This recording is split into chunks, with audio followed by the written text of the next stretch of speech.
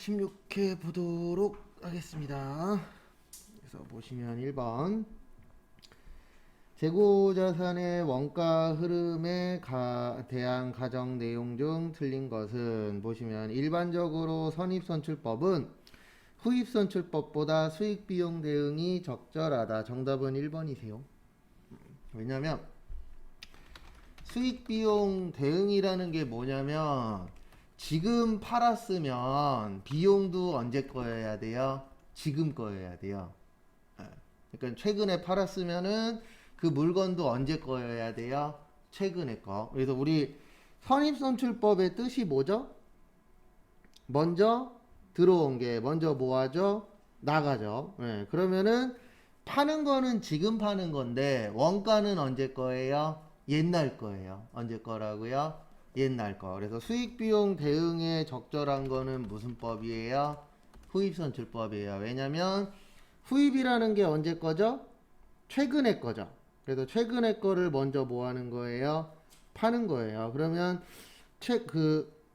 최근에 거를 사서 최근에 거를 판매하기 때문에 수익하고 비용의 대응이 어때요? 그나마 가장 괜찮다라고 봅니다. 그래서 정답은 1번.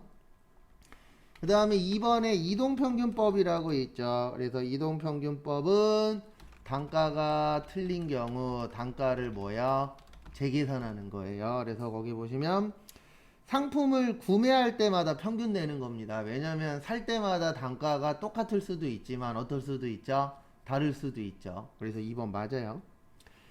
그 다음에 3번 후입선출법은 재무상태표보다는 손익계산서에 충실한 방법이다. 맞습니다. 왜냐면 우리 손익계산서에 이거 있었잖아요. 수익비용 뭐 해야 된다? 대응해야 된다. 그래서 뭐가 더 수익비용 대응에 어울린다고요? 후입선출법. 그래서 3번도 맞고요. 그 다음에 개별법의 특징은 가장 좋은 방법이에요. 왜냐면 몇 개씩 계산하니까요. 하나씩. 이거 참고하시고. 그래서 정답은 몇 번이 되세요? 1번. 그 다음에 2번 자본적 지출과 무슨적 지출이요? 수익적 지출. 그래서 우리 자본적 지출에는 증축, 내용연수 증가, 엘리베이터 설치, 냉난방 장치 설치, 용도 변경. 그 다음에 무슨 처리한다고요? 자산 처리. 그 다음에 수익적 지출은 원상 회복, 능률 유지, 페인트 칠, 유리창 뭐요? 교체. 그래서 얘는 비용 처리, 수선비나 뭐요? 차량 유지.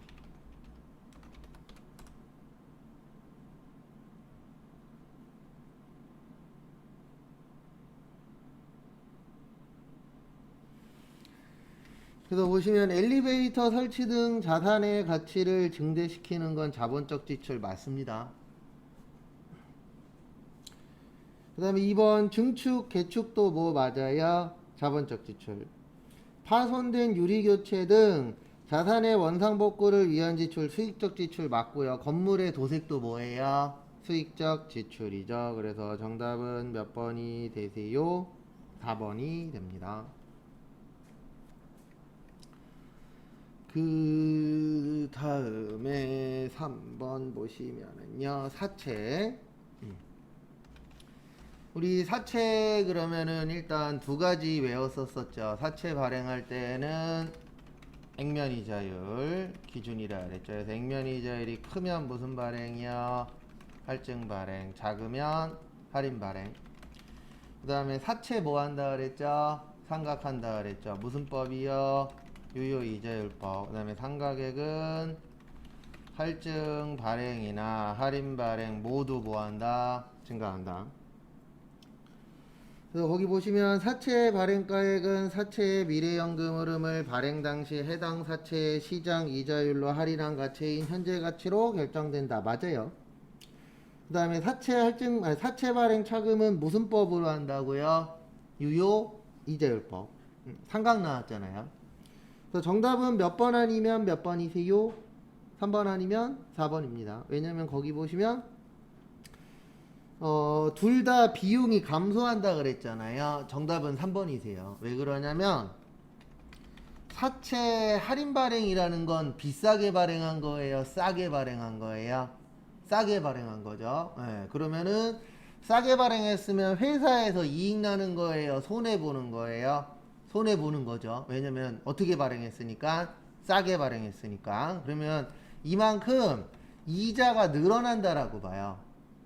그러니까 원래 회사에서 손해 보면 돼요, 안 돼요? 안 돼요. 그래서 회계에서는 이 사채 관련돼서는 어떻게 처리하도록 되어 있냐면 싸게 발행하면 싸게 발행한 만큼 뭐를 더 주겠다? 이자를 더 주겠다. 이렇게 되어 있습니다. 그래서 거기 보시면 이자 비용은 감소가 아니고 이자 비용은 뭐한다? 증가한다. 왜냐하면 싸게 발행한 만큼 회사가 손해보는 개념이 아니라 뭐를 더 주는 개념이라고요? 이자를 더 줍니다. 그러면 반대로 할증 발행은 비싸게 발행하는 거죠. 그러면 비싸게 발행한 만큼 뭐를 덜 준다? 이자를 덜 준다. 그 개념이세요. 그래서 정답은 몇 번이요? 3번. 이렇게 나오면 어렵습니다. 왜냐면 사채 문제가 우리 그렇게 많이 안 나오잖아요.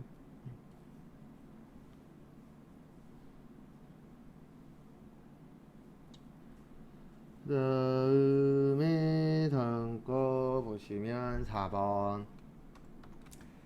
다음 중 자본에 관한 내용으로 틀린 것은 미교부 주식 배당금은 주식 배당을 받는 주주들에게 주식을 교부해야 하므로 부채래요. 그냥 이런 거 나오면 여기 가서 뭐 하라고요? 치세요. 컨트롤 뭐요? F. 그 다음에 미교부 주식 배당금 쳤더니 뭐 나와요?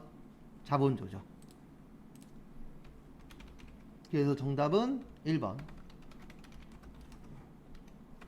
부채가 아니고 자본조정이니까 어디예요? 자본이에요. 그래서 이런 거 시험 문제 나오면 머리로 풀지 마시고 그냥 치면 나와요, 안 나와요? 나와요. 그걸로 비교하세요. 그게 더 정확해요. 그 다음에 5번 보시면 회계 추정의 변경. 우리 변경에는 두 가지가 있습니다. 정책의 변경하고 추정의 변경. 이렇게 몇 가지 있으세요? 두 가지 있으세요.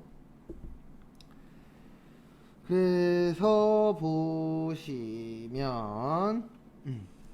정책의 변경은 어떤 법을 바꾸는 겁니다. 근데 뭐는 아니라고요? 감가상각은 아니에요. 그 다음에 얘는 옛날 것도 바꾼다 그래서 소급법. 그 다음에 추정의 변경은 대손이나 감가처럼 정확하지 않은 거 있죠. 우리 얼마 못 받을지 알아요? 몰라요? 몰라요. 얼마가 떨어질지 알아요? 몰라요? 모르죠. 그래서 이런 것들이고 얘는 옛날 거는 신경 안 쓴다 그래서 무슨 법이요? 전진법. 참고하시고.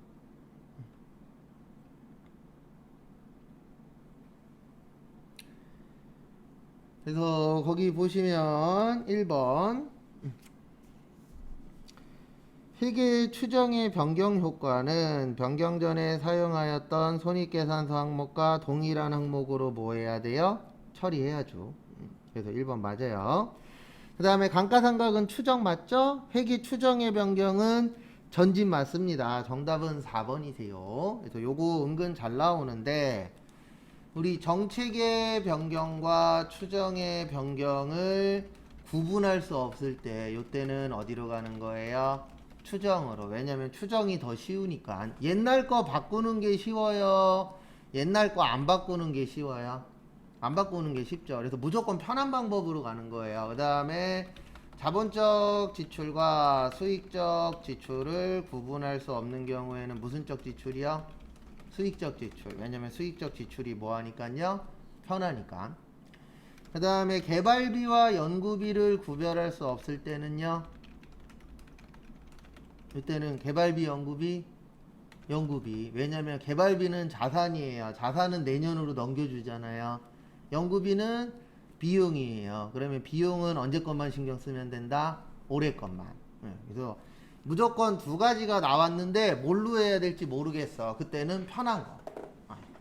그래서 실무 가시면 우리 퇴직연금에 두 가지 있죠. 요건 썼다 지울 거예요. 급여형하고 무슨 형이요? 기여형. 대부분 회사가 이거만 있어요. 왜냐면 이게 편하니까. 왜냐면 급여형은 모자르면 채워줘야 되잖아요. 근데 회사에 채워줄 수 있는 돈이 있다 없다?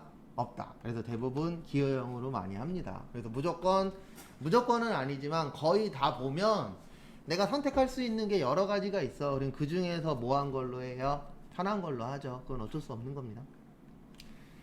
그 다음에 6번 보시면은요.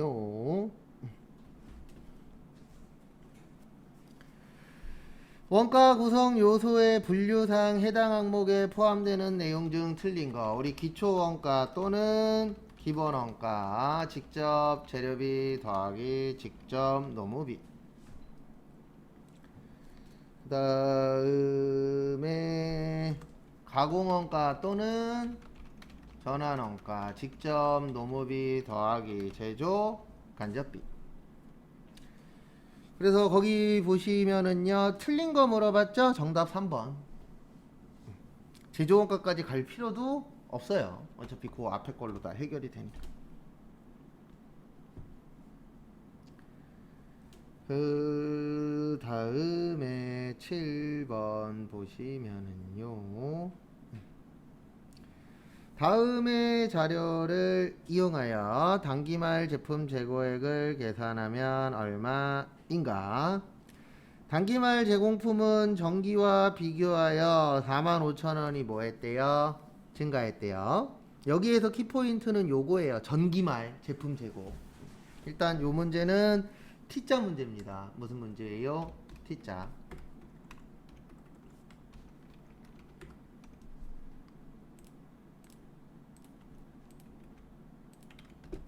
제공품 제조원가 명세서.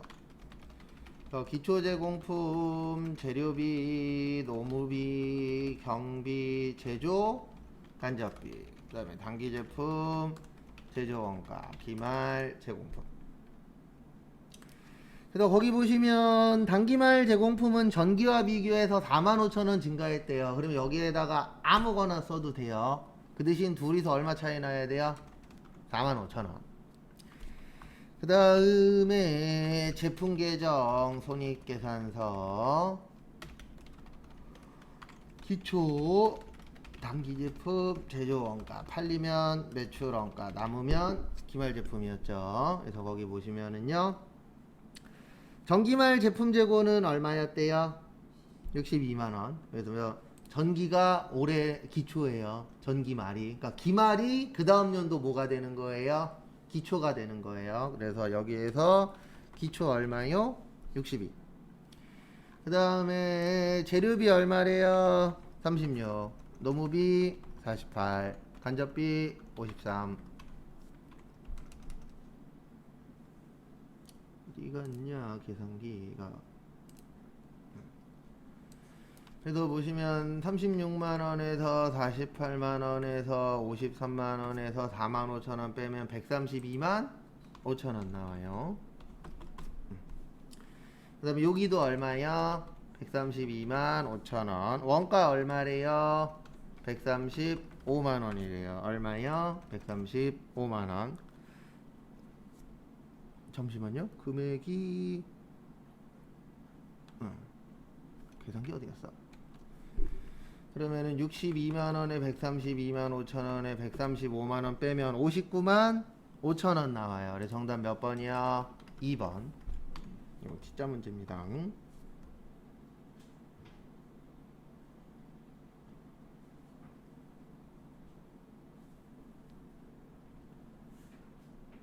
그 다음에 8번.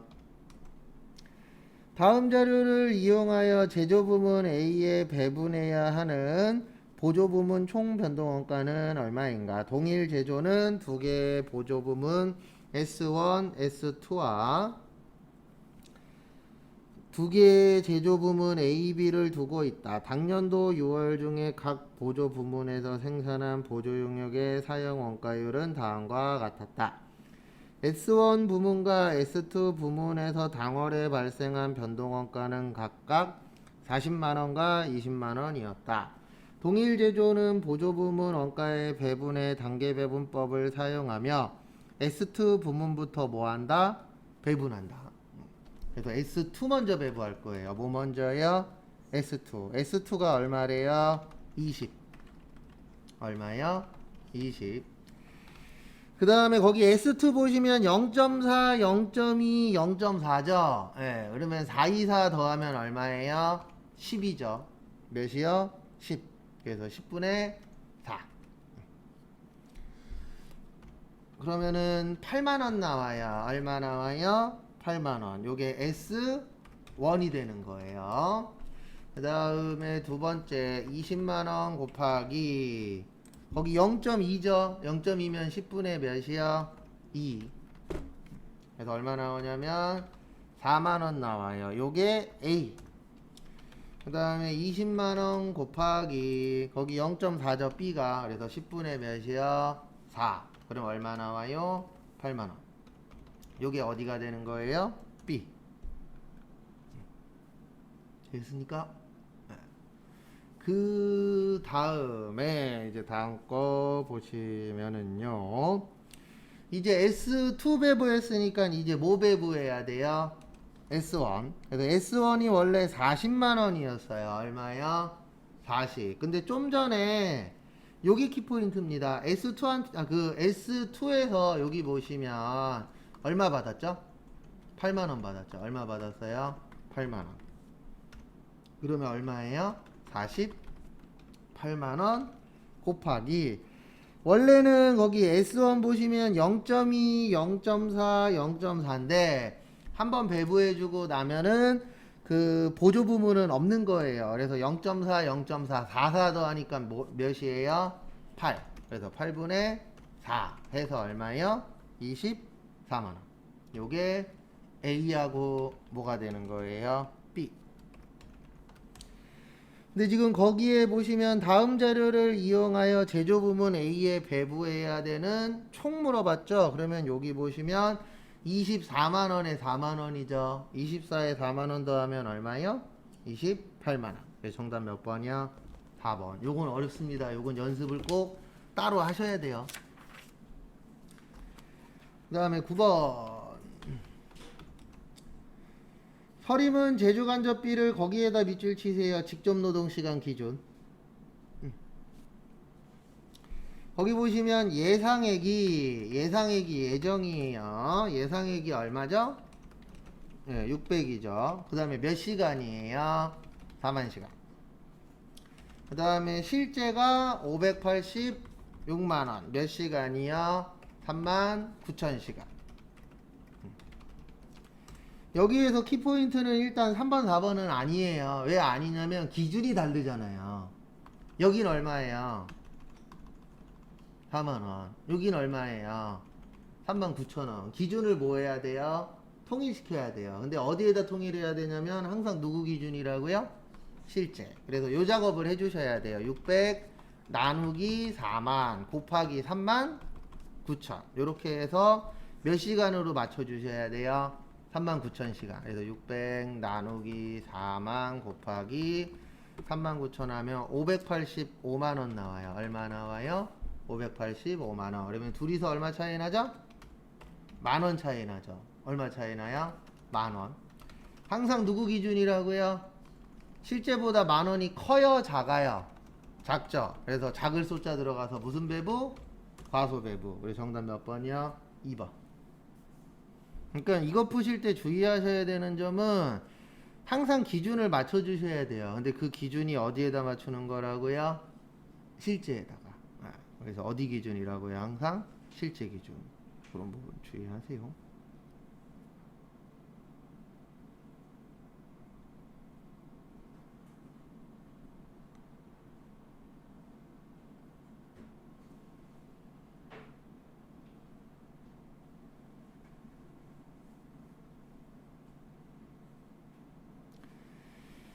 다음에 10번 보시면은요. 완성품이 2000개이고 기말 제공품은 몇 개예요? 500개. 완성도 40%인 경우 무슨 법이요? 평균법. 여기에서 키포인트는 거기 가로에 있는 50% 시점이에요. 평균법의 완성품 환산량은 1 플러스 뭐예요? 말.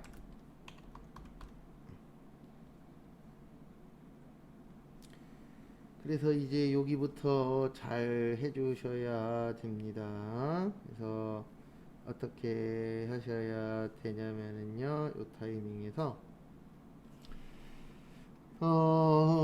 일단은 재료비 먼저 해야 되는데 몇 프로 시점이요? 50% 시점 전량 투입. 요 말을 이해를 하셔야 돼요. 일단 완 몇 개예요? 2,000개. 말은 빵개예요. 몇 빵개냐면 몇 프로 시점에 투입된다고요? 50% 시점. 근데 거기는 지금 몇 프로죠? 40%죠. 그러면 투입된 거 있다 없다? 없다. 이렇게 보셔야 돼요.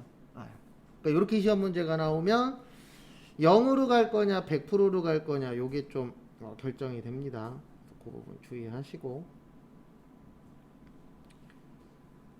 그 다음 거 보시면은요, 가공비는 균일 투입이죠. 그럼 그냥 하시던 대로 하시면 돼요.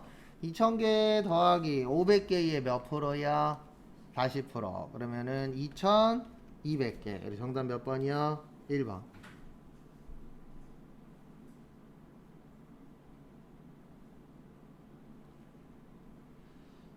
그러니까 결론은 뭐냐면 여기에서 알아주셔야 되는 게 요거예요. 몇 프로 시점에 투입됐냐. 요거 간혹가다 한 번씩 나옵니다.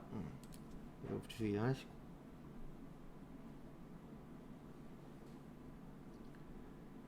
그 다음에 다음 것도 보도록 하겠습니다. 11번 보시면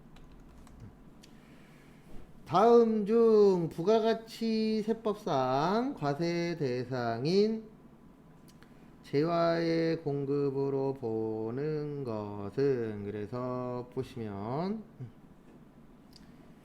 공장건물 기계장치가 국세징수법에 따라 공매된 경우, 우리 재화의 공급이 아닌 것 있었죠. 물납, 담보, 공매 및 경매, 사업의 포괄량도. 그래서 1번은 아니에요. 2번 택시 운수업을 운영하는 사업자가 구입시 매입세 공제를 받은 개별소비세 과세 대상 소형 승용차를 업무 목적인 회사 출퇴근용으로 사용하는 경우. 정답은 2번입니다. 그래서 우리 차량이 되려면, 자동차가 되려면 요런 회사만 된다 그랬잖아요. 택시 회사하고 렌트카 회사처럼 뭐와 관련된 회사요? 자동차와 관련이 있는 회사만 인정이 된다라고 했었죠. 그래서 정답은 몇 번이요? 2번. 그 다음에 3번. 회사 업무에 사용하는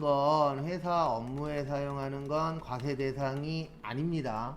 왜냐면 우리가 갖고 있던 걸 회사 일에 빨리빨리 쓰는 게 국가 입장에서는 더 좋은 거잖아요. 그래서 만약에 기계가 고장났어.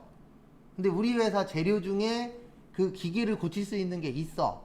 그러면 기계를 냅둬야 돼요? 빨리 고쳐야 돼요? 빨리 고쳐야 되겠죠. 고치는 게 국가에서도 좀 더 좋은 거죠. 왜냐면 기계를 빨리빨리 고쳐서 빨리빨리 물건을 만들어야 이익이 더 어떠니까요? 커지니까. 그래서 회사 업무와 관련돼서 쓰는 거는 괜찮습니다. 그 다음에 4번 작업복도 괜찮아요. 그 다음에 요거 하나만 좀 기억 좀 해주세요. 회사가 종업원에게 지급하는 경조사비 같은 것들이 있죠. 근데 경조사비 말고 회사가 종업원에게 경조사에 그 제품을 제공할 수도 있어요. 요때는 얼마까지만 된다고요? 10만원. 얼마까지요? 10만원. 그러니까 회사 물건으로 줄 수도 있다 없다? 있다. 그래서 생일날 회사 물건으로 주겠대. 그런 경우도 있을 수 있죠. 근데 얼마까지는 인정하겠다? 10만원. 그래서 10만원 넘으면 그 넘긴 부분에 대해서는 세금 내셔야 돼요. 그래서 정답은 2번이세요.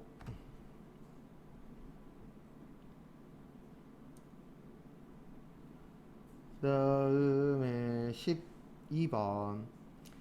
다음 중 부가가치 세법상 사업자 등록과 관련된 설명으로 틀린 것은, 사업자는 원칙적으로 사업장마다 사업개시일로부터 며칠이네요?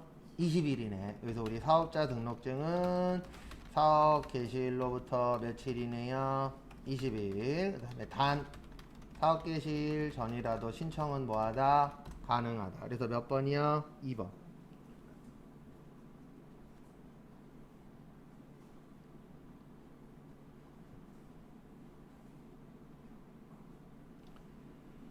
다음에 13번. 컴퓨터를 제조하여 판매하는 백두산의 다음 자료를 이용하여 부가가치세법상 납부세액을 계산하면 얼마인가? 우리 납부세액 어떻게 계산하죠? 매출세액 마이너스 매입세액, 매출세액 마이너스 매입세액. 그래서 거기 보시면은요, 컴퓨터를 제조하여 판매하는 백두산의 다음 자료를 이용해서 거기 보시면 공급가액 얼마예요? 1억. 1억에 몇 프로요? 10%. 그럼 얼마예요? 1000만원. 여기 무슨 세액? 매출세액. 아이고 1억이 아니었구나. 1000만원. 그러면은 100. 그 다음에 매입처별 세금계산서 공급가액은 얼마예요? 500이죠. 그 다음에 이중 개별소비세 과세대상 소형 승용차 렌트 비용은 얼마예요? 10만원. 그래서 500에서 10만원 빼서 얼마예요? 490. 여기에 몇 프로요? 10%. 그러면 49만원. 요게 무슨 세액이요? 매입세. 그럼 얼마 돼요? 51만원. 그러면 요게 납부세액 되죠? 그래서 정답은 몇 번이 되세요? 4번.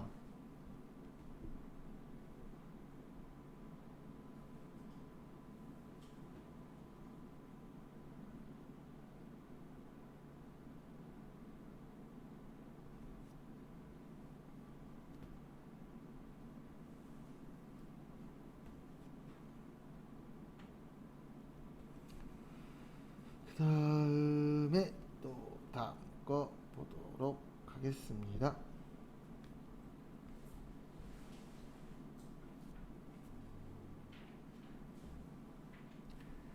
다음 거 보시면은요 14번.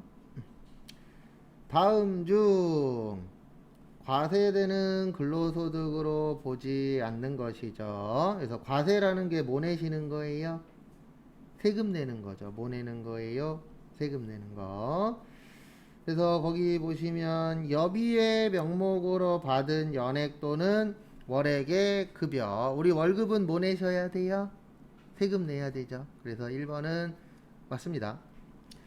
그 다음에 2번 법인세법에 따라 상여로 처분된 것도 세금 내셔야 돼요. 왜냐면 상여금이 보너스잖아요. 보너스도 뭐 내요? 세금 냅니다.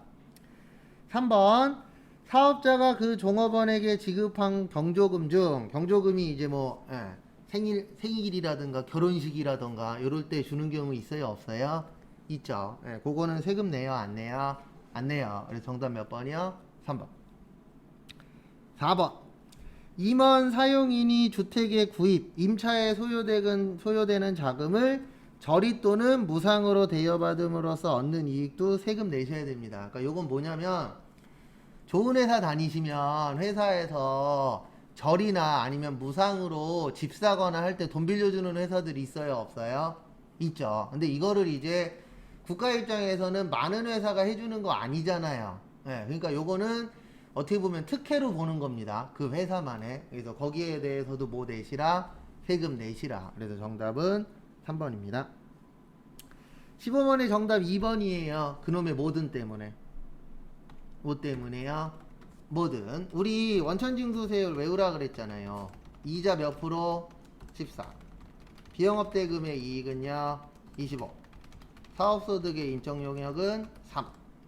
공사료는요? 5. 그 다음에 기타소득금액 20%. 얼마 넘을 때요? 3억 원 넘으면 그때 몇 프로요? 30%.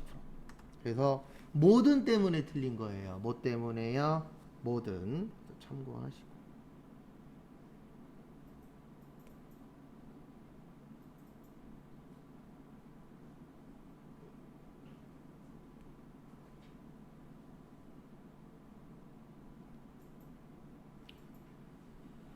그 다음에 실기 보도록 하겠습니다.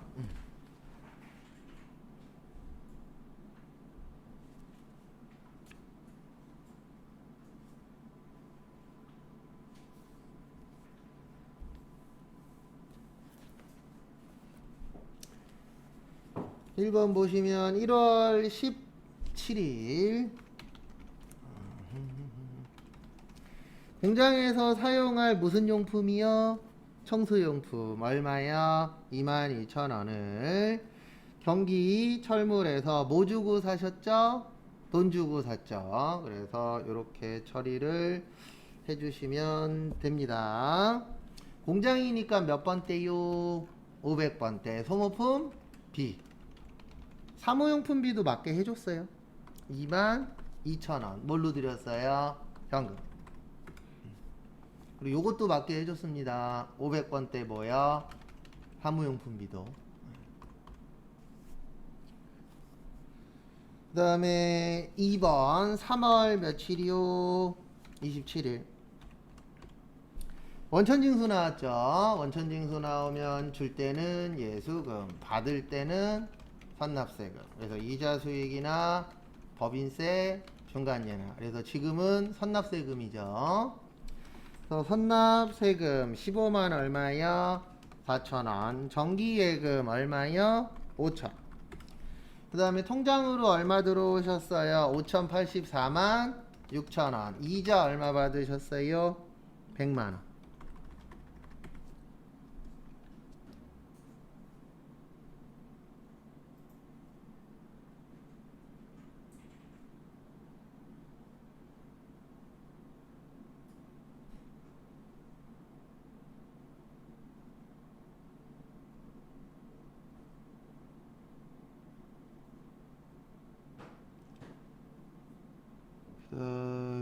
그다음에 다음 것도 보도록 하겠습니다.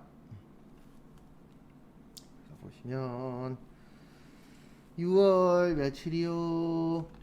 네, 25일.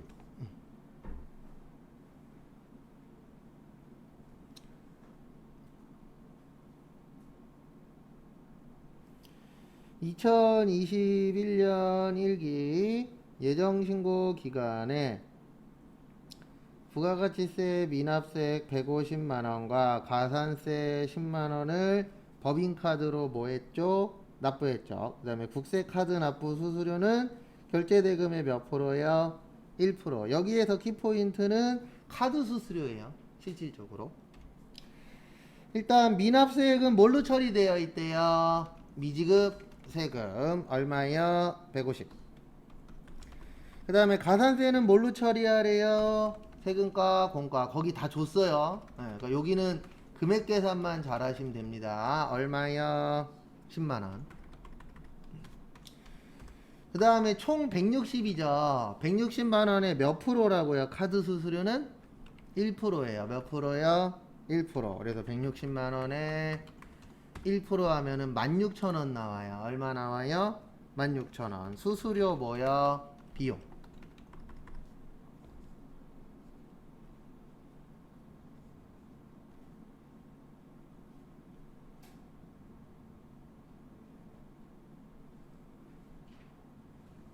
됐습니까? 그 다음에 카드로 결제했죠. 미지 급금 161만 6천원. 무슨 카드요? 네, 무슨 카드냐면은 법인카드인 신한카드. 그러니까 여기에서 요거 계산 잘 하셔야 돼요. 이거 간혹 가다가 잘못 보고 15,000원으로 계산하시는 분들이 있어요. 네, 근데 가산세도 세금을 내는 거잖아요. 그래서 합쳐서 계산하셔야 됩니다. 요건 어려워서 틀리기보다는 실수해서 틀릴 확률이 좀 있어요. 그래서 참고하시고.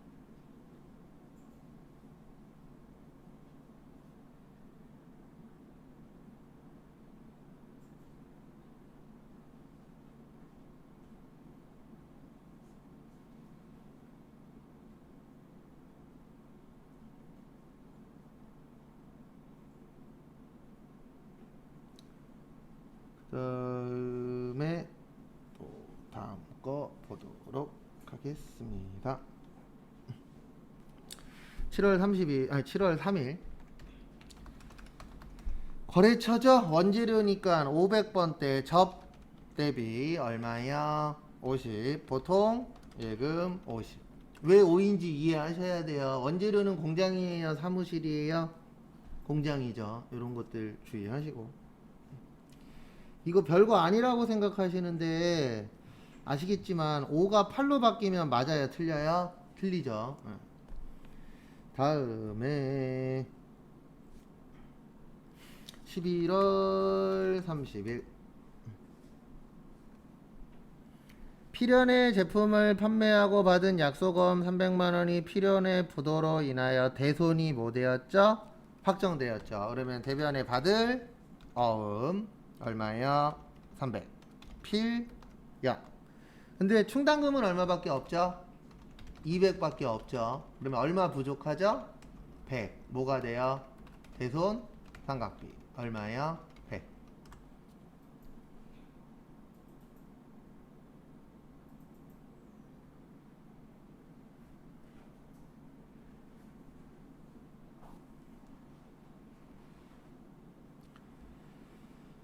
그 다음에 문제 2번 매입 매출 전표 보도록 하겠습니다. 그래서 거기 보시면은요 4월 22일 물품의 운송을 목적으로 사용하던 운반용 트럭을 해후에 아래와 같이 매각했는데요. 일단 이거 먼저 계산하셔야 돼요. 뭐 먼저 계산하셔야 되냐면 1250에서 얼마 빼요? 520 빼요. 그러면 730 900에 팔았으니까 170만원 뭐예요? 이익. 그래서 170만원 이익이 안 나오신 분은 틀린 겁니다.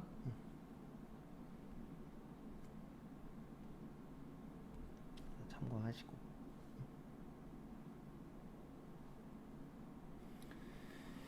그래서 이렇게 하시면 되시죠. 어떻게 하시면 되냐면은요 매출의 과세 해후여 대변의 차량 운반구 1250 감가상각 누객 520 그 다음에 돈은 보통예금으로 받았죠. 990 그 다음에 세금 얼마라고요? 90 차변과 대변 어때야 되죠? 같아야 돼요. 대변이 170 부족해요. 유형자산 처분 2 얼마요? 170. 이거 많이 풀어봤잖아요 우리. 그리고 많이 나오기도 합니다. 근데 실무 가시면 1년에 몇 번 안 해요. 왜 몇 번 안 하냐면 대부분 유형자산은 비쌀까요? 쌀까요? 비싸요. 땅도 비싸죠. 건물도 비싸죠. 자동차도 비싸죠. 에어컨도 비싸잖아요 솔직히. 아주 저렴한 건 아니니까. 그래서 대부분 비싸기 때문에 그렇게 1년에 팔 일이 많진 않습니다. 살 일도 우리가 생각하는 것보단 초반엔 많겠지만 어느 정도 되는 회사들은 그렇게 많진 않아요. 그 다음에 4월 30일 보시면은요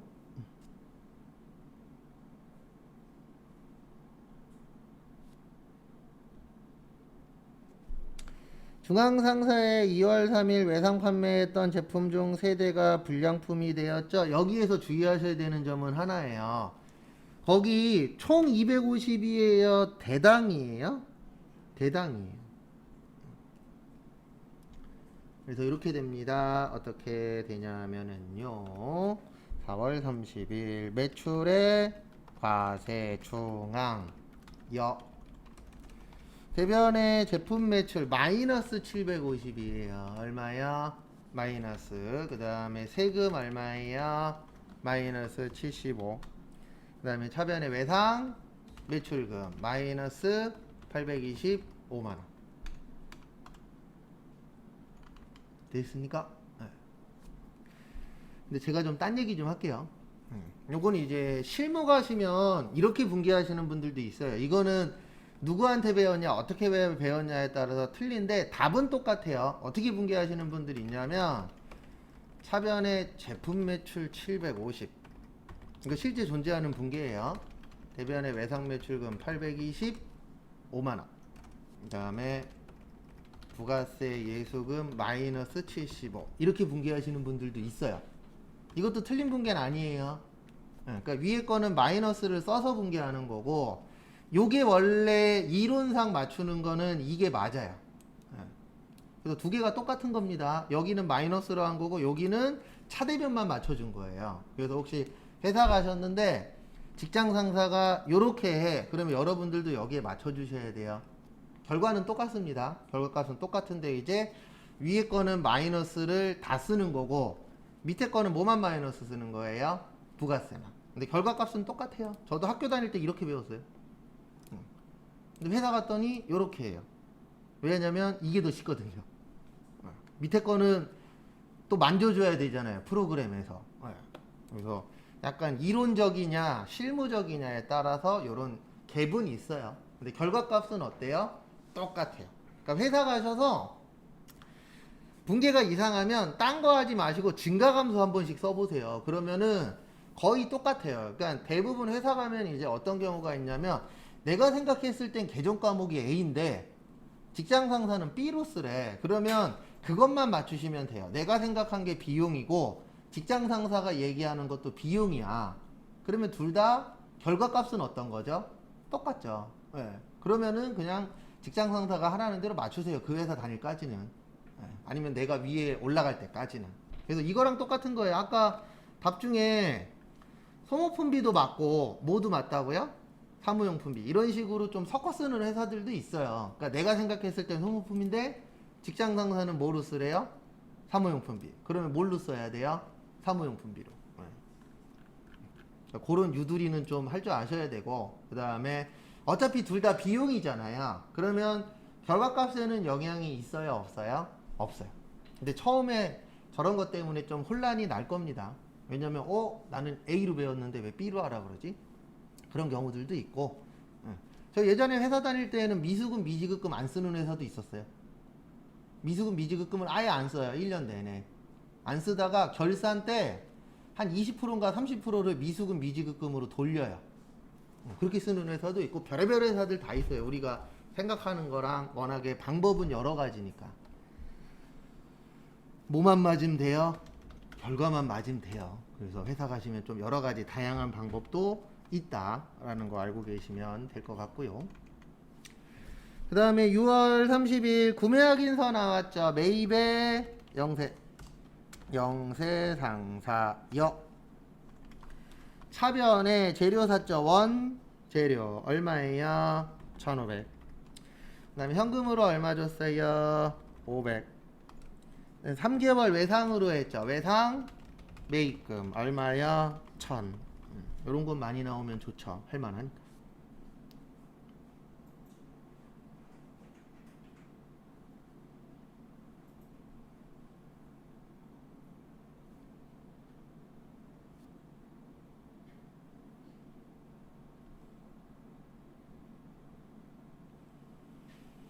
그 다음 것도 보시면은요. 7월 9일 직수출했죠? 매출에 뭐요? 수출 스타.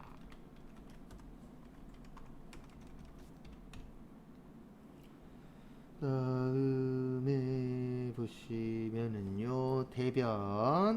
대변에 제품 팔았다. 제품 매출 $10,000죠. 그 다음에 우리 수출할 때는 무슨 일 기준이라고요? 선적일. 그러면 선적일이 며칠이에요? 7월 9일이죠. 그러면 $10,000에 7월 9일 하면은 1,200만 원 나오죠. 얼마 나와요? 1,200. 그 다음에 돈은 언제 받는다라고 말 있어요? 없어요? 있죠. 7월 31일. 그러면 받았다 못 받았다? 못 받았다. 외상 매출금 1,200 정리하시고.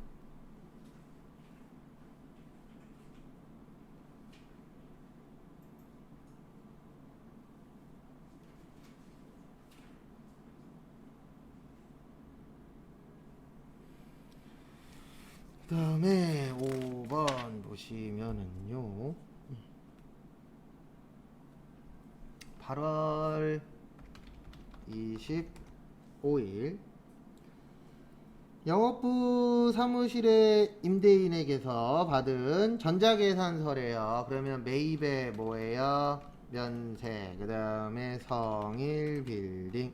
전자는 수도료는 뭘로 처리하래요? 수도 광열비 얼마요? 5만원.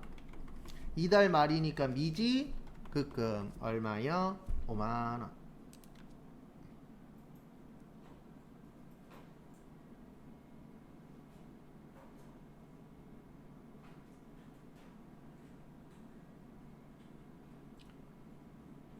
그다음에 문제 몇 번이요? 3번.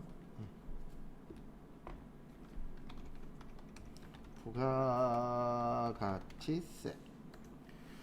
1번은 신용카드 매출전표 등 수령명세서인데요. 요거 나오시면 기억하셔야 되는 게 매입의 카과랑 매입의 현가만 되는 거예요. 일단 거기 7월 15일은 안 돼요. 왜 안 되냐면 이거 중요합니다.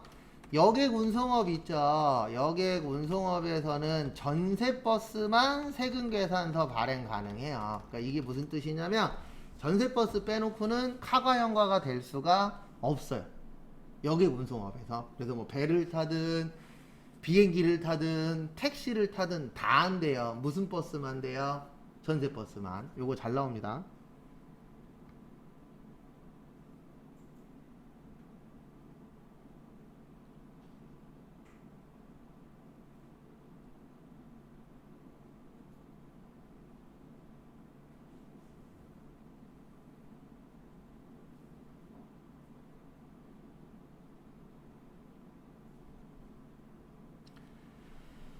그 다음에 두 번째 7월 31일은 하셔도 돼요. 예, 되고 그 다음에 8월 12일도 돼요. 그 다음에 마지막으로 몇 월 며칠 있죠? 9월 21일은 안 돼요. 왜 안 되냐면 세금계산서 발행했잖아요. 그러면 얘는 카과연가가 될 수가 없어요. 세금계산서 발행하면 무조건 뭐가 되는 거예요? 매입의 과세가 되는 거예요. 그래서 두 개만 넣으셔야 돼요. 그리고 이거 나오면 이거 진짜 잘 나와요. 여객운송업. 그래서 뭐 KTX를 탔네, 비행기를 탔네, 지금처럼 택시를 탔네 이런 식으로 나오거든요. 다 안 돼요. 무슨 버스만 된다고요? 전세버스. 그래서 나중에 사장님이 해외로 출장 가셔도 대한항공에 전화해갖고 세금계산서 주세요 그러면 안 돼요. 무슨 버스만 된다고요? 전세버스. 그래서 그 여객운송업에서 전세버스 빼놓고는 다 일반 전표에다 넣는 거예요. 무슨 전표요? 일반 전표. 왜냐면 부가가치세로 인정을 받을 수가 없으니까. 이거 참고하시고. 그 다음에 입력은 이렇게 하시면 됩니다. 어떻게 하시냐면은 여기 수령명세서 가서 7월에서 몇 월이요? 9월. 입력은 쉬워요. 7월 31일 현금 영수증이니까 현금. 공급자는 오피스. 카드 회원번호 쓸 거 없고 15만원에 얼마요? 15,000원. 그 다음에 8월 12일은 신용카드인데 사업용 신용카드죠. 그래서 3번. 그 다음에 F2 이음. 그 다음에 요게 키포인트예요. 신용카드일 땐 꼭 카드 회원번호 넣어주셔야 돼요. 무슨 카드요? 신한카드. 그 다음에 5만원에 얼마요? 5천원. 요게 답니다. 그러니까 이 문제 나오면 넣을 거냐 말 거냐 구별하는 게 좀 중요하세요. 그 다음에 2번 보시면은요. 다음은 현대기업의 2021년 2기 부가가치세 확정신고기간에 대한 관련 자료이다.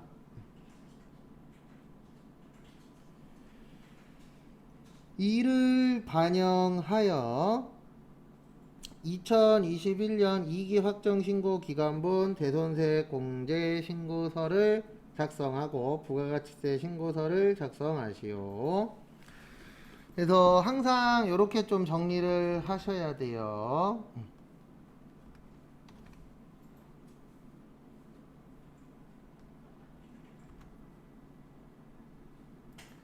그래서 보시면은요.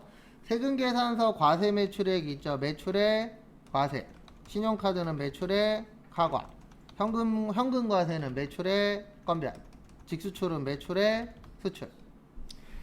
그 다음에 대손. 대손은 10년 안에 거 돼요. 그래서 소멸시효 뭐 되었죠? 완성됐죠. 그러면은 거기에다 일단 밑줄 좀 쳐주세요. 저기 지문 두 번째 줄 끝에 대손세 공제 신고서를 뭐하고 작성하고. 그래서 그거 참고하시고.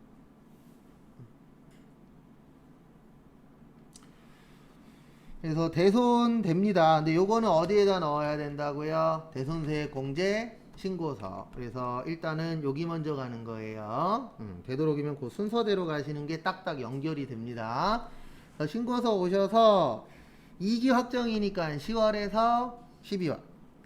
그 다음에 2021년 10월 5일 대손 금액은 4,400. 거래처는 세무. 사유는요? 소멸시효. 그 다음에 여기 키포인트예요. 2월 6일날 부도 발생했죠. 어음과 수표 부도 발생하면 몇 개월 경과? 6개월. 그래서 2, 3, 4, 5, 6, 7 맞죠? 아니다. 3, 4, 5, 6, 7, 8이죠. 근데 중요한 거 8월 6일 아니에요. 그 다음 날로 하라 그랬잖아요. 맞죠? 그래서 2021년 8월 며칠이요? 7일. 여기 키포인트입니다. 그 다음 날이라는 거. 그 다음에 5,500. 그 다음에 어디요? 회계. 대손 사유는 부도 몇 개월 경과요? 6개월 경과. 됐습니까? 조심하셔야 되는 게 요거 날짜. 요즘 그러니까 내신분이 바뀐 게 뭐냐면 과거에는 이 날짜 그냥 줬거든요. 근데 최근 들어서 한 2, 3년 동안은 이 날짜 갖고 장난치세요. 8월 6일이냐 8월 7일이냐. 그래서 8월 6일은 인정 못하겠다. 이런 식으로 시험 문제가 나오니까 그런 부분 주의하세요.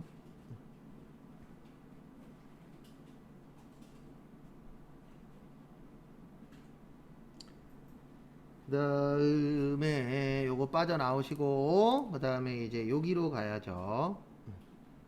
어디로 가시냐면은 부가가치세 뭐요? 신고서.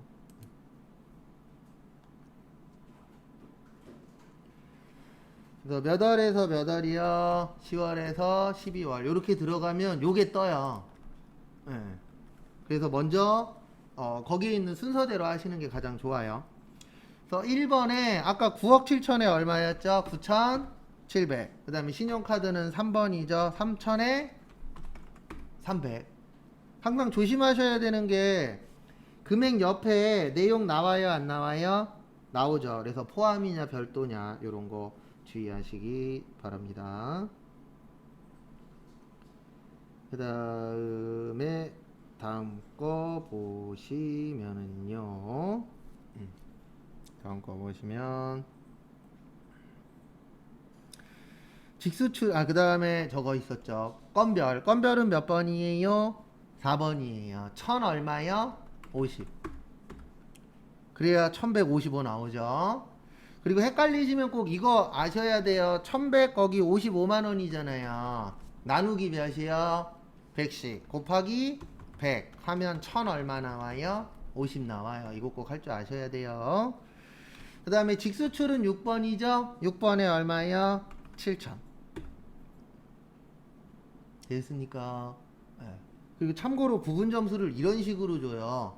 매출 자료 다 맞으면 몇 점? 매입 자료 다 맞으면 몇 점? 이런 식으로 줍니다. 그래서 그 부분 점수가 되게 애매해요.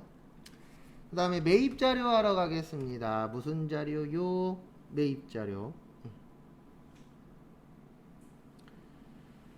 그래서 보시면은요, 일단은 첫 번째 전자세금 계산서 과세 매입액인데 매입과세의 일반이 6억 2천이에요. 얼마요?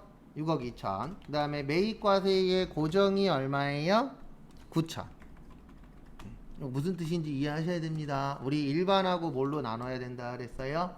고정. 참고하시고. 그 다음에 다음 거 보시면은요.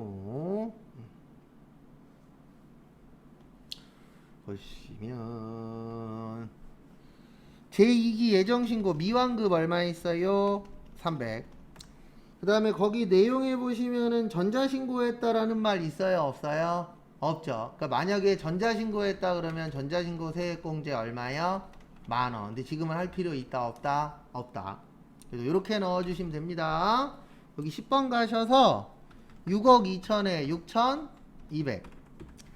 그 다음에 11번 가셔서 9천에 얼마요? 900. 그 다음에 마지막으로 예정신고 미완급세 21번 가셔서 얼마요? 300.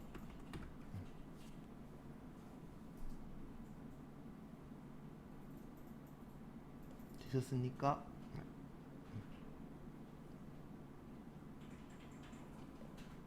이상하신 거 있으면 질문하십시오. 그러면 거기에 맞춰서 답을 드리도록 하겠습니다. 없으면 넘어갈 겁니다.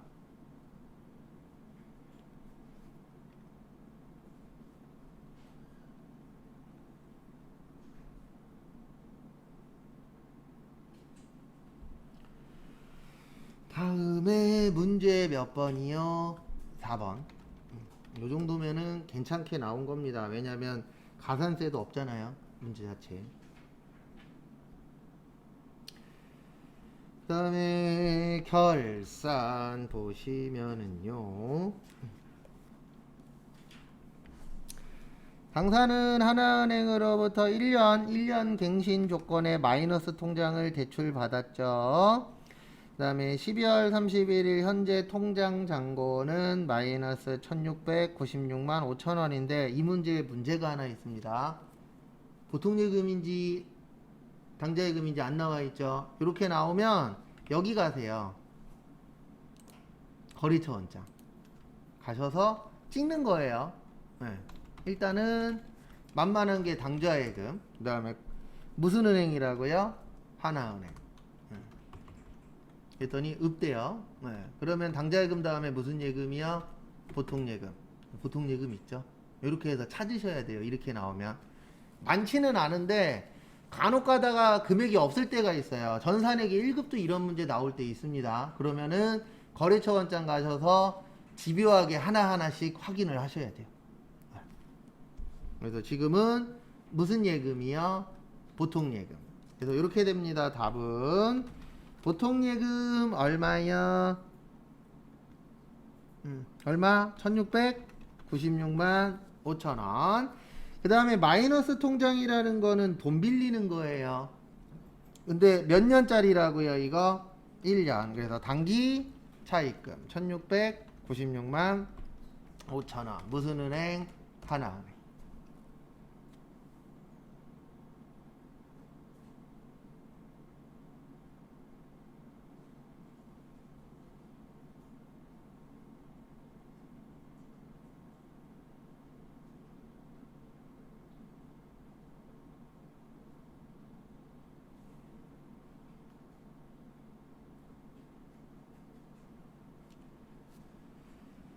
그 다음에 다음 거 보시면 2번 이자 계산하래요. 2억 곱하기 연이자율 몇 프로요?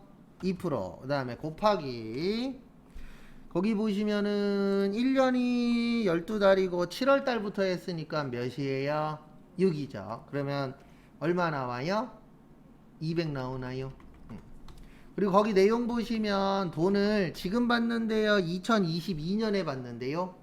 2022년. 그러면 받았다, 못 받았다, 못 받았다. 그래서 못 받았으니까 뭐가 되는 거예요? 미수 수익. 얼마요? 200. 이자 받아야 된다. 무슨 수익? 이자 수익. 정리하시고.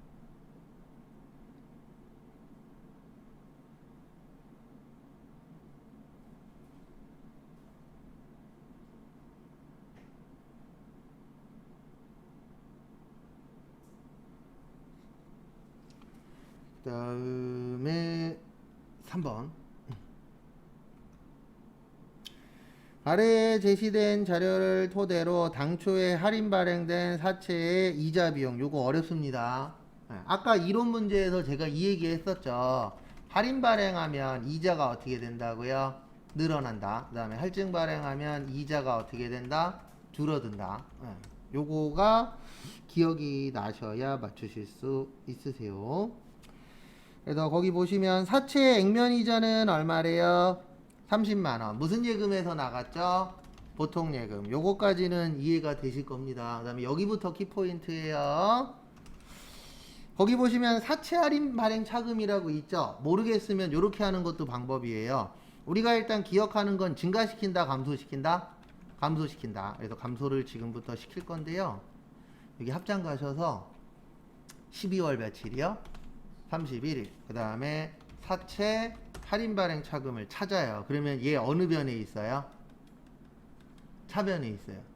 그러면 반대로 넘겨야죠. 그러면 어느 변으로 빼줘요? 대변. 그래서 사채 할인 발행 차금. 그 다음에 거기 지문에 보시면 얼마래요? 15만 254원. 그 다음에 이게 이자가 늘어난다 그랬잖아요. 원래 준 이자는 얼마예요? 30. 근데 할인 발행까지 포함해서 이자 계산을 하는 거예요. 그래서 이자 뭐요? 비용 45만 254원. 이거 어렵습니다. 왜냐면 해본 적이 없어요.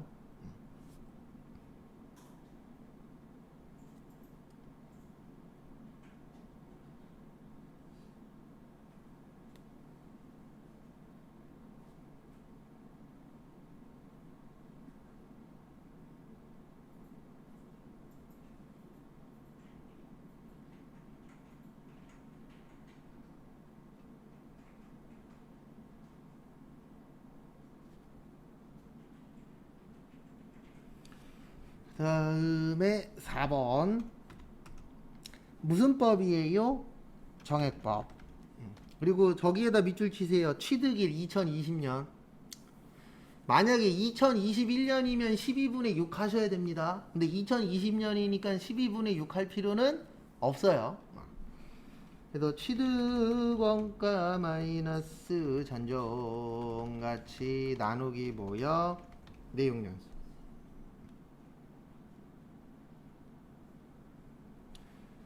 그래서 이렇게 됩니다. 어떻게 되냐면 취득원가 얼마예요? 3차. 감가는요? 300. 네, 감가가 아니고 잔존가치는 빵. 그 다음에 내용연수 몇 년이요? 5년. 그럼 얼마 나와요? 600 나와요. 얼마요? 600. 600 다 하시면 돼요. 왜냐면 1월 달부터 갖고 있었잖아요. 근데 만약에 2021년 7월 1일 날 구입했다. 그러면 그때는 12분의 몇이요? 6. 근데 지금은 할 필요 있다, 없다? 없다. 왜냐면 2020년도에 샀잖아요. 우리 지금 몇 년도예요? 2021년도죠. 그래서 요거는 자동입니다. 그래서 여기에다가 넣어주시면 되세요. 어떤 거요? 예, 2020년이잖아요. 그건 무형자산일 때. 예. 둘이서 헷갈리시면 안 돼요. 지금 얘기하신 거는 무형자산일 때만 그 방법을 쓰는 거고, 이거 무형이에요? 아니에요? 아니죠. 아닐 땐 그냥 하시던 대로 하시면 돼요. 예. 그러니까 이게 문제가 뭐냐면, 공부를 하면서 이제 새로운 게 들어오는데, 우리가 그렇게 막 길게 하는 게 아니잖아요. 그러면 다른 애랑 섞여요. 예. 그럴 타이밍이 와요. 그거 시험 때까지 못 풀면 힘들어집니다. 그래서 지금 얘기하신 4년으로 나누는 거는 뭐일 때 쓰는 거예요? 무형자산일 때. 근데 지금은 무슨 자산이에요? 유형이죠. 그러면 그냥 공식 그대로만 하면 돼요. 절대 잘못된 건 아닙니다. 근데 그거를 이제 시험 때까지 해결하셔야 돼요. 그 다음에 이거는 차량 운반구인데 무슨 부죠? 영업부죠. 그러면 몇 번대요? 800번대. 그 다음에 차량 운반구 가서 그냥 얼마요? 600.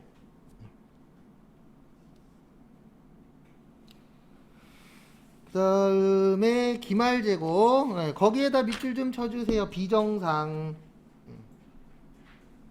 요거는 시험 보기 전에 시험 접수하시는 분들은 꼭 연습을 하셔야 됩니다. 그래서 앞에 보시면은요, 우리 이거는 기억을 하셔야 맞추실 수 있어요. 뭐냐면 우리 저기 뭐냐, 저거 재고자산 무슨 손실이 있었죠? 감모 손실. 정상적하고 뭐야? 비정상적. 우리가 지금까지 그냥 이론에서만 봤잖아요. 네, 지금은 이제 연습을 하는 겁니다. 그래서 매출 원가에 가산하고 회계 처리할 필요는 없다. 비정상적은 영업의 비용 처리하고 회계 처리한다. 그래서 요 문제 갖고 한두 번만 더 연습하시면 돼요. 이거보다 어렵게 안 내요. 딱 요 정도 수준입니다. 정상이냐 비정상이냐는 이거밖에 없어요. 일단 거기 보시면 원재료는 상관없죠. 네, 근데 누구부터 문제가 되는 거예요? 제품. 뭐야? 제품. 그래서 거기 보시면 제품이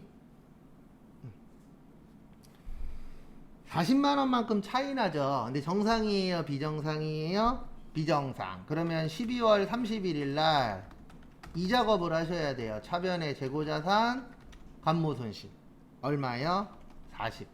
대변의 제품 40. 적요 몇 번이요? 8번. 무슨 대체? 타계정 대체. 이거 하셔야 돼요. 설명은 한 번 더 드릴 겁니다. 일단 정리하시고.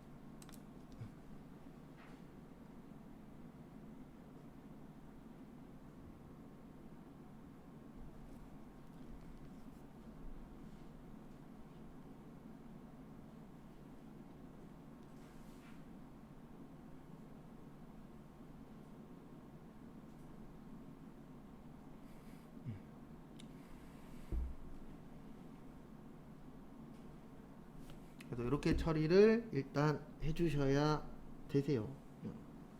그래서 제가 맨날 회계 처리해야 된다 그랬잖아요. 그때 쓰는 계정 과목이 뭐라고요?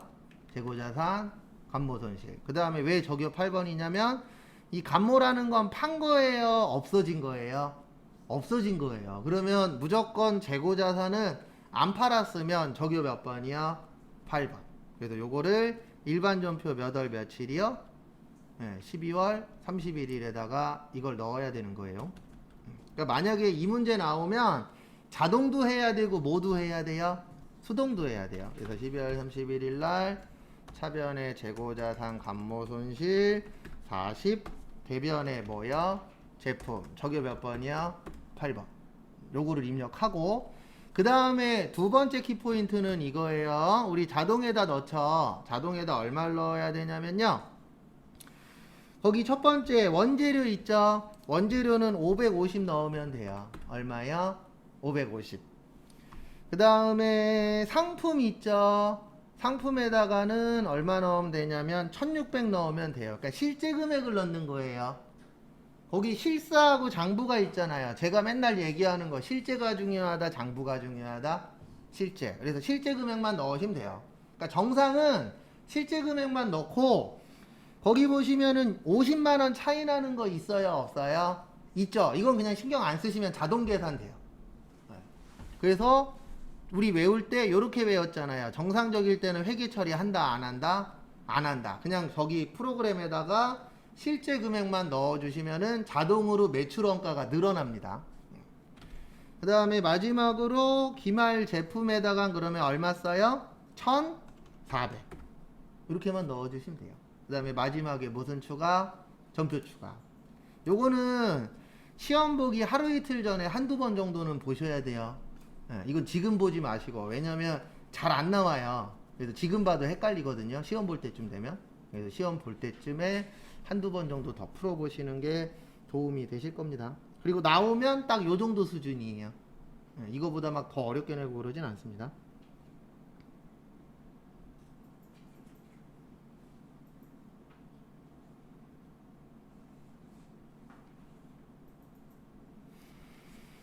그 다음에 또 다음 거 보러 가도록 하겠습니다. 그래서 다음 거 보시면은요, 문제 몇 번이요? 5번. 그래도 이렇게 가끔씩 나오는 것들은 체킹 해놨다가 시험 볼 때 한 번씩. 그 다음에 어저께 했었던 그 퇴직 문제 있죠? 그것도 시험 보기 전에 한두 번 꼭 연습하셔야 돼요. 왜냐면 자주 안 나오니까 시험장 갔을 때 헷갈릴 수 있거든요. 그 다음에 원천징수 보시면은요, 사원 김민국이죠. 그러면 일단 여기로 가도록 하겠습니다. 여기 원천징수에서 급여자료 입력. 그다음에 급여 자료 입력의 핵심은 무슨 공제예요? 수당 공제. 그래서 수당 공제 보시면은요. 수당 공제 보시면 여기 기본급 여, 상여는 뭐야? 부. 그다음에 직책수당 여, 월차 여. 식대 육아수당은 비과세라고 써있죠. 그 다음에 자가운전 부. 근데 요럴 때가 있어요. 간혹가다. 그러면 요렇게 되면은 금액 안 치면 됩니다. 그 다음에 야간근로 없죠? 부. 그 다음에 뭐 하나 입력해 주셔야 돼요? 육아수당. 그래서 비과세에 육아수당에 요게 키포인트예요. 비과세는 꼭 유형을 맞춰 주셔야 돼요. 무슨 수당이요? 육아수당. 왜냐면 이 유형을 넣어 주셔야만 여기 옆에 보시면 요 금액만큼 한도 계산이 되거든요. 그 다음에 확인하시고 몇 월 달이에요? 7월. 며칠이요? 31일. 그래서 220에 그 다음에 직책이 20, 월차가 50, 식대가 10, 자가운전 보조금은 패스, 육아는 20. 그 다음에 국민연금 13만 5천원, 건강보험 96,900원. 다음에 장기요양이 8,240, 고용보험이 19,500, 소득세, 지방소득세. 그 다음에 이제 어디로 가셔야 돼요? 원천징수, 이행상황, 신고서 가셔서 몇 월이죠? 7월. 왜 이렇게 느려? 그 다음에 요거 넣는 거예요. 전월 뭐야? 미완급 얼마야? 31만원. 그러니까 이게 어떻게 보면 세무의 가장 큰 문제는 저건 것 같아요. 종류가 너무 많다라는 거.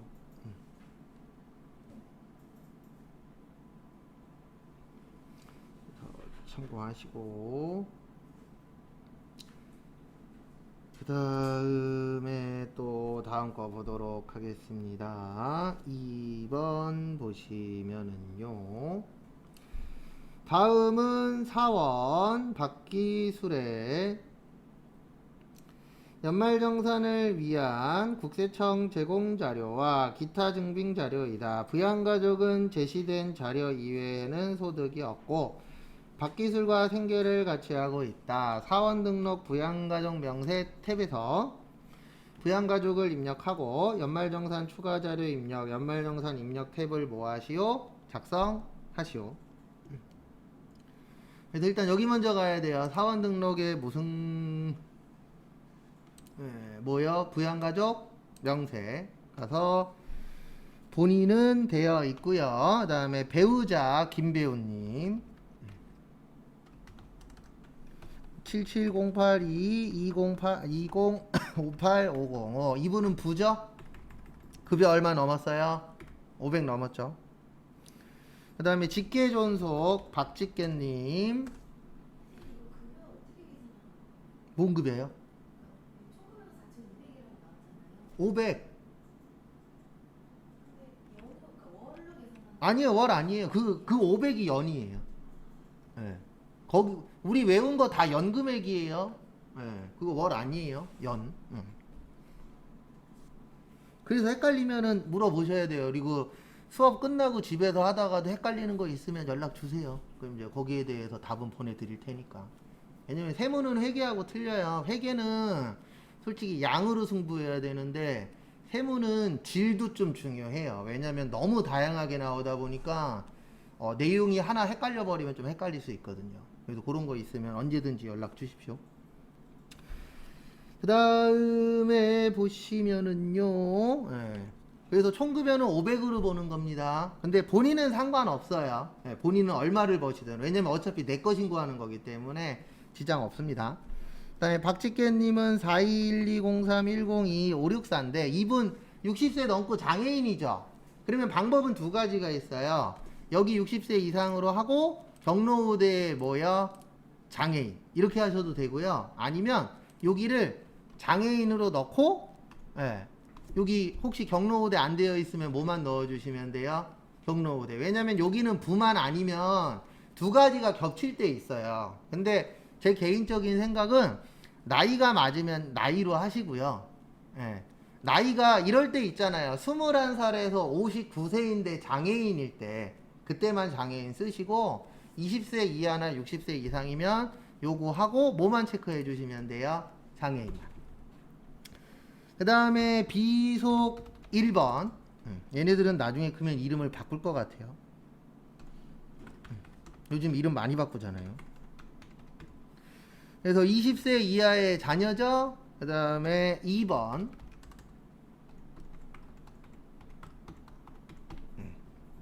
끝. 됐습니까? 네. 그 다음에 또 다음 거 보도록 하겠습니다. 그 다음에 이제 어디로 가요? 연말정산으로 가요. 그래서 연말정산 가셔서 301번 박기술님. 그래서 거기 보시면 첫 번째 보장성 보험인데 박직계님이고 장애인 보험이에요. 그러면 여기에다 넣는 겁니다. 어디에다가요? 장애인에다. 얼마요? 94만원.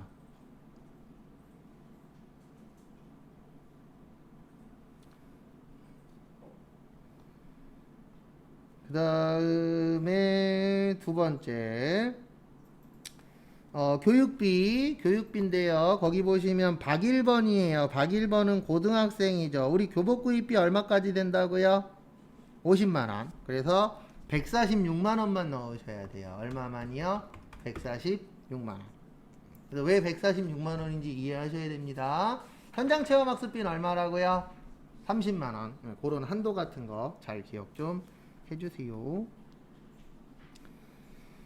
그 다음에 기부금 국세청 유엔난민기구인데 거기에 지정기부금이라고 써 있어요. 무슨 기부금이요? 지정기부금. 지정기부금이 요거 얘기하는 거예요. 종교단체 외. 그러니까 우리 시험에서는 대표적으로 기부금 그러면 네 가지가 나와요. 정치자금 기부금, 그 다음에 법정 기부금, 그 다음에 종교단체, 그 다음에 종교단체 외 요렇게 나옵니다. 그래서 지금 정치도 아니고 법정도 아니잖아요. 예, 그러면 종교단체 아니면 종교단체 외인데 종교단체도 아니죠. 그러면 종교단체 아니죠. 그러면 어디에다 넣는다고요?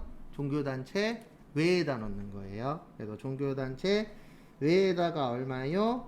12만원. 그 다음에 박기술님이 거기 보시면 어디에다가 내셨죠? 교회에다 내셨죠. 그러면은 요거는 어디요? 종교단체. 종교단체 얼마요? 240. 끝. 이상한 거 있으시면 언제든지 질문하시고요. 잠깐만 쉬었다가 12시 반에 어제 하던 거 있었죠? 그거 추가로 하도록 하겠습니다.